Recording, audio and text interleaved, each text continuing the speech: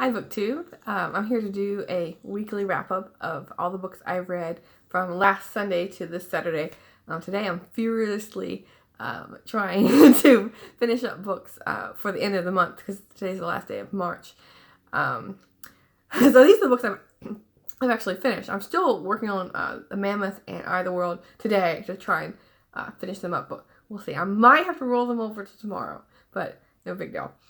Anyway, so these are the books I read, and they're in order of when I read them.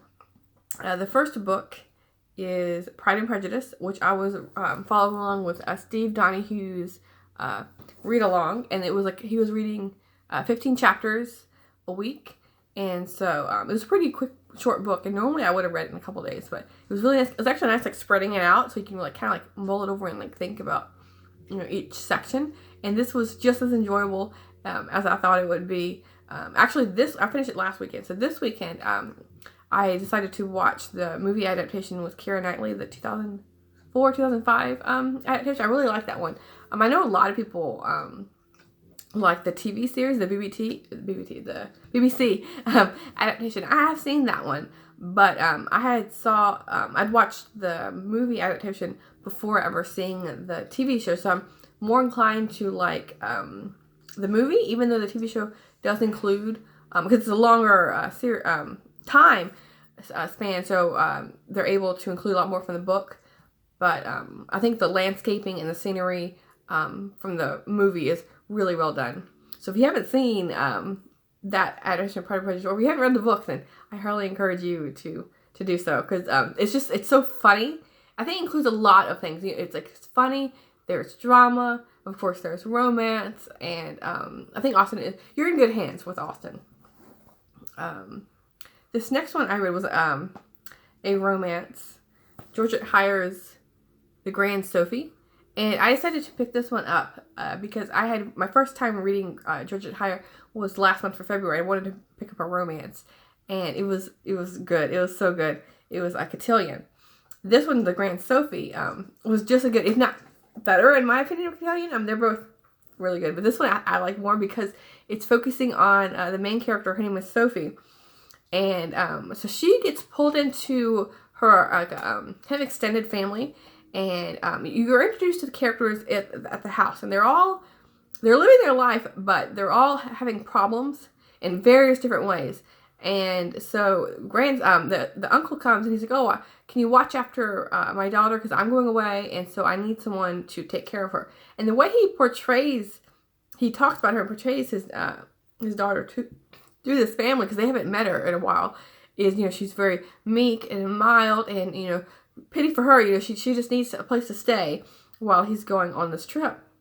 And so he leaves, and then she arrives, and she's not meek and mild. You know, she's very boisterous. She's kind of pushes these people into what she thinks, you know, is best for them. And so it was just really funny, because she's not acting like a proper young lady. She's very manly. You know, she can shoot, she can ride horses. You know, she can direct a buggy, and so she's kind of competing in a way with the older son, because you know, he thinks, oh, you know, they're a well-to-do family, and he's only been around like these, you know, proper ladies, and so she's kind of in competition with him, because she's picking up the same activity as he is, and he's, you know, she's constantly proving him wrong. Like he thinks, oh, you know, you can't ride a horse, or, you know, this horse is too wild for you, but she's, you know, able to handle it. And so I really like, you know, it's a really good portrayal of a strong female character, and it's just so funny, like the reactions of the people.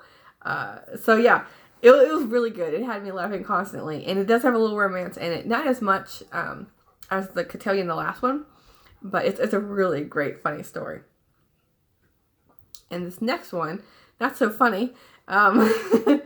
It's a little bit dark. Wise Blood by Flannery O'Connor, and you can kind of see the cross in the background of this picture, because it has a lot to do with religion. And this is following what's the name of the character? Hazel Mott is the main character, and he's got left the war, and he's kind of like disassociated from religion, to the point where instead of following religion, he decides to create this not religion. It's like church without Christ, church without Jesus, that he is trying to promote and trying to bring in a crowd. And so it's following him in his story. And then it's also following this friend, I guess, acquaintance that he makes encountering all these people. His name is, I'm horrible with names, I'm going to keep checking, is Enoch Emery. And he is kind of like the opposite, like I guess the other side of a coin compared to Hazel, because he acts on whims. He doesn't really have a filter. Anything that crosses his mind, he's gonna do no matter what. Like, insult women, flirt with women, anything like do all sorts of things that I guess you'd hold back on from doing. So it's kind of like a weird like dichotomy. The story, it's all about religion and all about, I guess, like finding your faith. And so yeah, it's kind of like wavering back with Hazel. Even though he's trying to create this church that's not religious, he's still acting as a Christian man should. With being friendly to people. And so, but then on the other side, then you have Enoch, who is insulting everyone, and so it's kind of like this like split. It was really well done, really well written, but it wasn't really my cup of tea because it left me uneasy. Because you're constantly like these like really strong personalities, and just the tone. She's really good at like Southern Gothic, so that tone and everything. It's not a pleasant read, but it's worth your time. If you like Flannery O'Connor short stories, and if you like any of those, then maybe you should try this novel. And I was looking at the reviews, and a lot of people really liked it. So maybe it just wasn't my personal taste. And this next book is one I've been reading for a couple of months. I only say that because it went back to the library and it's really popular. So it took forever to get my hold back. And so this one is Reagan by Bob Spitz, An American Journey. And this one came out in 2018. And so I have kind of like a mini project. I think a lot of people who read history do, at least for my single booktube, how people talk, how they want to read presidential biographies. And so I haven't read any by Reagan, and I saw this book talked about because it was just a new release, and it sounded really good. And so I really liked it because it didn't put a ton of focus. It does, but not the whole book on his presidential years. It focuses a lot on him growing up to being a celebrity and being a governor of California. That portion of the book is probably like 2/3 of the story. So 1/3 is like the presidency wrapping up the story. So I really like that aspect. It wasn't completely on the presidential side. Excuse me. And I have 2 other books about Reagan that I'm meaning to read. One, Lou Cannon, and then another one, Dutch. I think the last name is Morris. Those 2 are the other ones. I think I found them through Steve Donahue's channel, I believe, is how I came across those. Because what I love about history is you don't have to just pick one book that tells the story of this one happening. You can read different takes on one person or one war or one incident, whatever it is. And so I like to read, multiple perspectives, multiple stories, biographies on characters, people. So yeah, this one, it was really good. It's inspiring me to want to pick up some more. And yeah, it was interesting, his life story, how he starts out in a small town in Midwest, and he goes to California, and he becomes a celebrity, and then he gets into, the politics, and, so yeah, I'm not a huge fan of Reagan. I'm not really a Republican or a Democrat. I'm moderate, I think there's some aspects of both, that I like, but yeah, I know, like, for the people that are Republican, they're constantly talking about Reagan. I guess I don't know why, but yeah, it was a really good book if you're wanting to pick up a biography of Reagan. This next one is a cozy mystery with a really cute cover. Knit 1, Kill 2. You see all the knitting. It's by Maggie Sefton, and this is the first book in a knitting mystery. This one follows, her name's Kelly, and she's living in Washington, D.C., and she has family in Colorado, and she works in accounting, which I thought was kind of cool because I work in accounting. So it was nice following a main character, it's not a boring, dull job, she does it doesn't put a bad light on accounting, which I think sometimes can happen with like TV shows and whatnot. But anyways, so she's long distance managing her aunt's accounts and, keeping track of, the money and what she's being spending on and whatever. But her aunt all of a sudden dies. And so Kelly goes from DC to Colorado to, wrap up her affairs and get things in order. And so while she's there, she gets involved in a knitting group. And it's really cool, her meeting and she interacts mostly with the town through that. It's really funny because she's learning to knit. And I've wanted to learn to knit, but I haven't picked it up yet. And it's like getting warmer outside, so I feel like it's more like a winter or a fall winter thing. Because like if you're working with wool or whatever, and like if it's hot, then I don't really want to have something on my lap. It's like a blanket. So I'm thinking maybe in the fall I'll try to learn knitting. Anyway, so she's trying to learn it, and it's so funny because she's bringing all this frustration out. She's like, I'm creating these knots. I don't know what I'm doing. And she's like trying to coax, come on needles, come on string. And it's so funny like how her dialogue with the string and stuff. And so that part was funny. The mystery was pretty good. I don't know if I'll continue on with the series, but it was a really good like one book. I think with Cozy Mysteries, you don't have to read them all in order or anything to get the story. So yeah, it was good. This next one is another book in a series. I'm starting so many series. The Cozy Mysteries this month. I picked up so many different series, but this one is another series. But I heard a lot about it on BookTube, so that's what made me pick it up. Is The Bear and the Nightingale by Catherine Arden, and this is the first book in the Winter Night trilogy. I guess the third book just came out, and so a lot of people have been reading that, and so I decided to pick up this first one since I haven't gotten into the series, and I loved it. It's kind of like a mix of like Russian fairy tales mixed in with historical fiction. It's following, her name is Vasilisa and her family, and she goes by Thesea.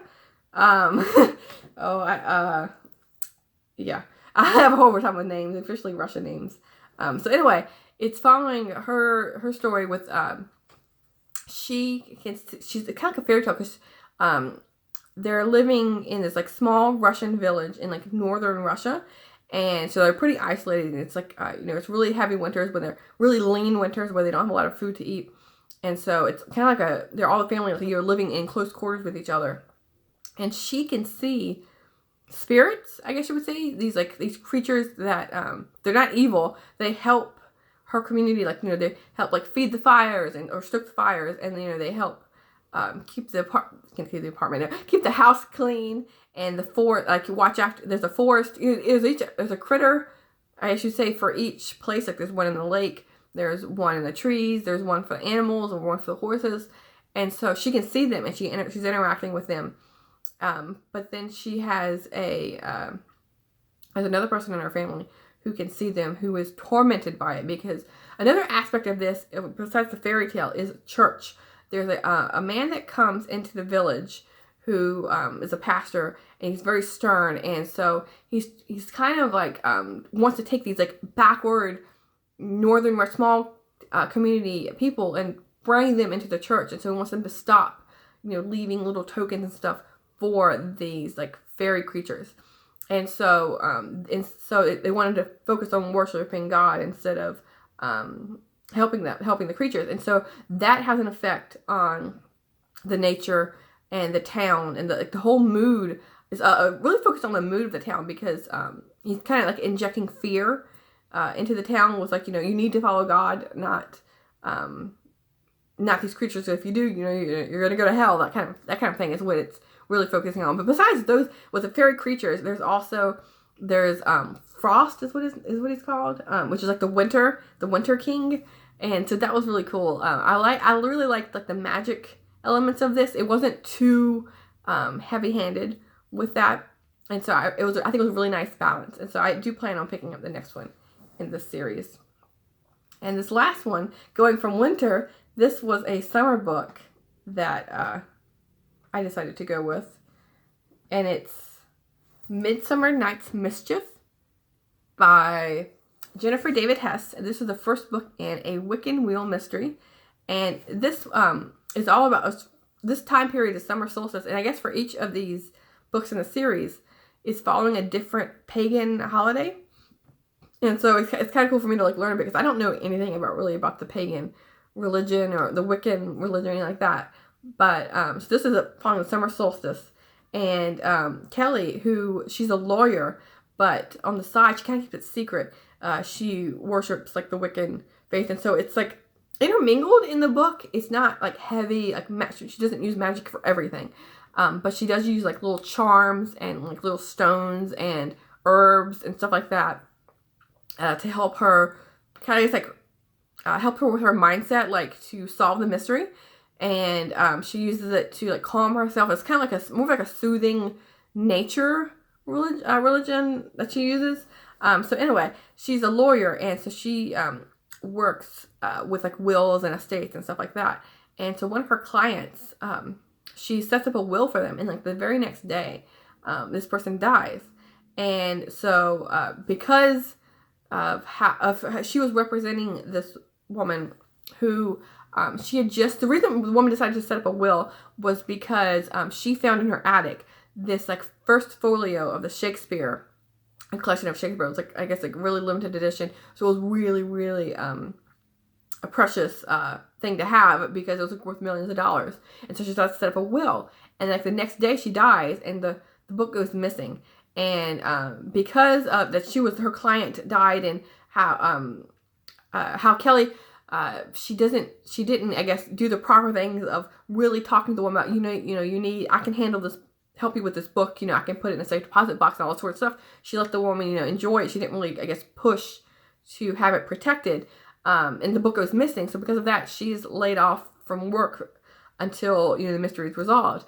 And so she turns into a detective with her time off, and goes hunting for the book. And so it was really nice. I really like this mystery. I do plan on picking up more in the series. I looked at what the next ones are in the series, and it was like a Halloween one and a Christmas one. Those I'd rather wait until like around that time to read them. But there's one that just came out, like May Day mystery, I think. And so since May's coming up, I'll probably pick up the next. But I think it's the 5th book in the series for that one. So I'm not really planning to read them in order.